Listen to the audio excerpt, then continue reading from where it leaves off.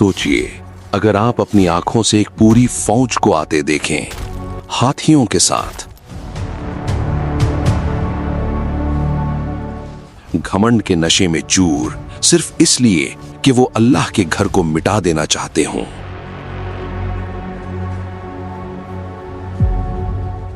और फिर न तलवार चले, न तीर, न फौज काम आए, सिर्फ अल्लाह का हुक्म आए और पूरी फौज मिट्टी बन जाए।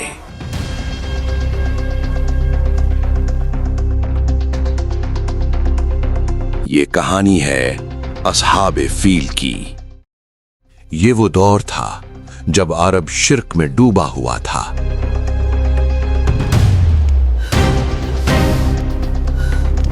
हर कबीले का अपना बुत था।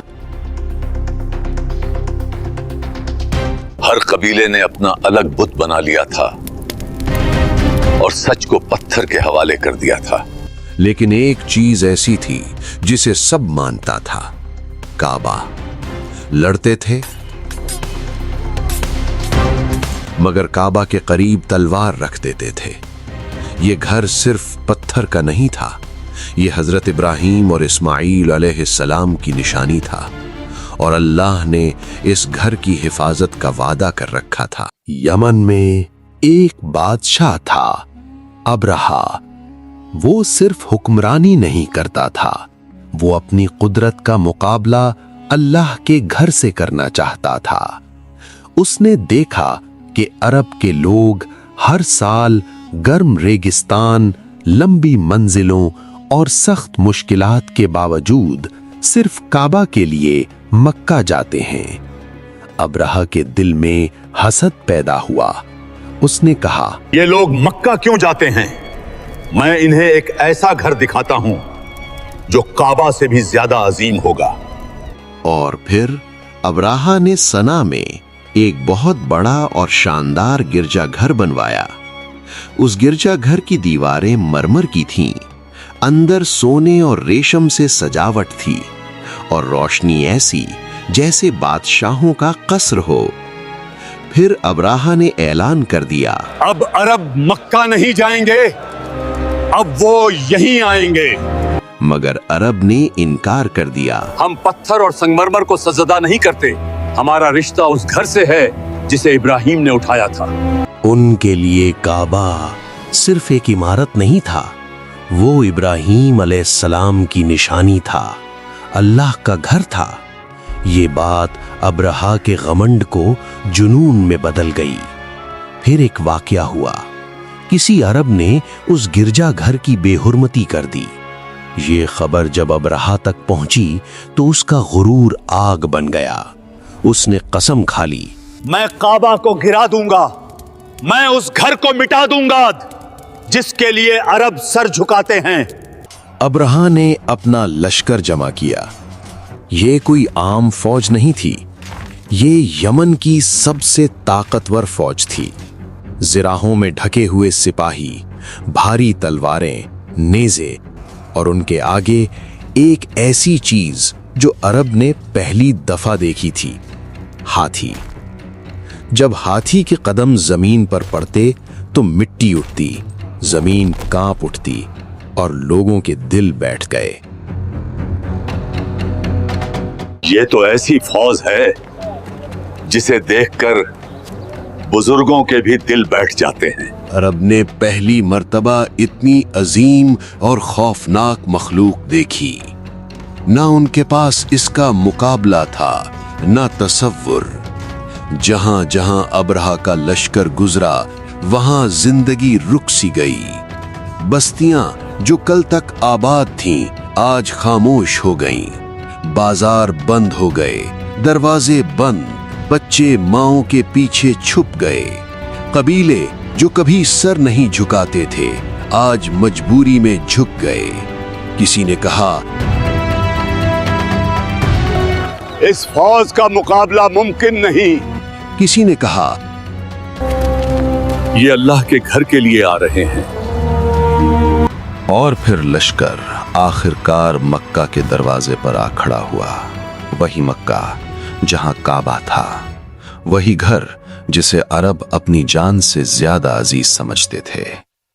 अब्राहा को लग रहा था कि अब कोई चीज उसे रोक नहीं सकती, न तलवार, न दुआ, न कोई ताकत। सिपाहियों ने ऊंट छीन लिए।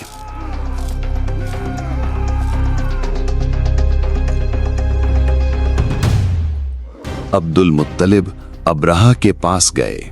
अब्राहा ने कहा, तुम काबा के लिए आए हो?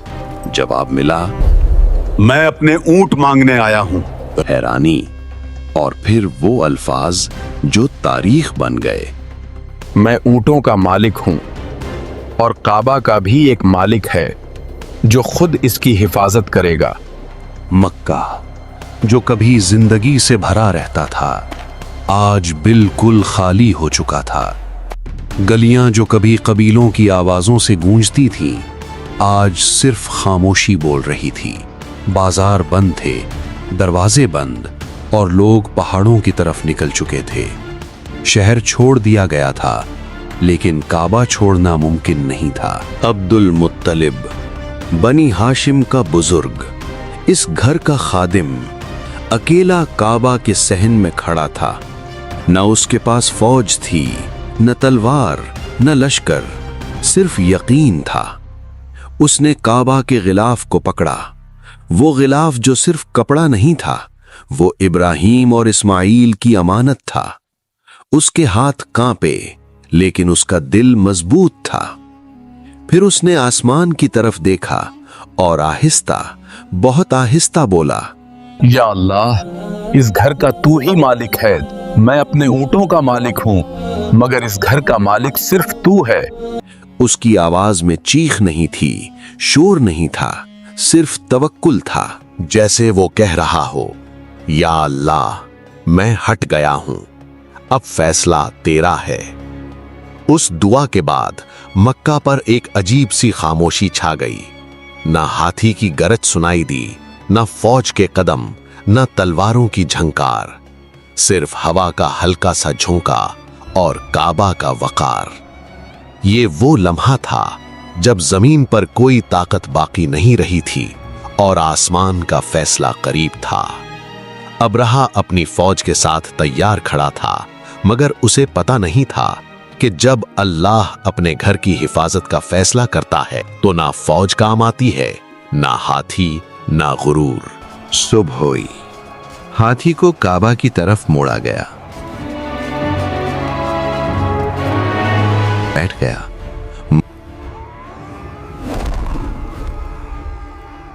मारो, खींचो, मगर नहीं चला। यमन की तरफ मोड़ो तो चल पड़ता, मक्का की तरफ तो बैठ जाता।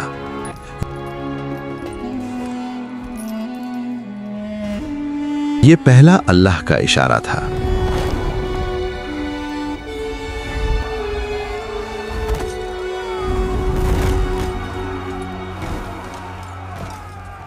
अचानक आसमान बदला।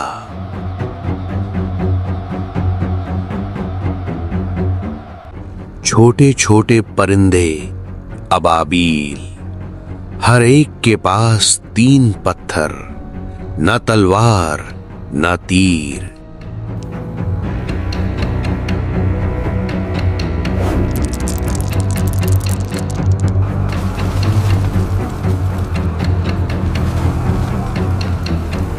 जिस पर पत्थर लगा, जिस्म गल गया, पूरा लश्कर भूसा बन गया।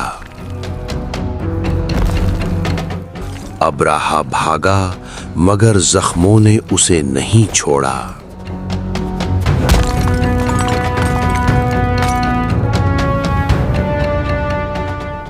अल्लाह फरमाता है, क्या तुमने नहीं देखा तुम्हारे रब ने असहाबे फील के साथ क्या किया? न नबी था, न फौज, सिर्फ अल्लाह का फैसला था। ये कहानी सिर्फ एक जंग नहीं, ये पैगाम है अल्लाह अपने घर की हिफाजत खुद करता है। घमंड सबसे बड़ी तबाही है।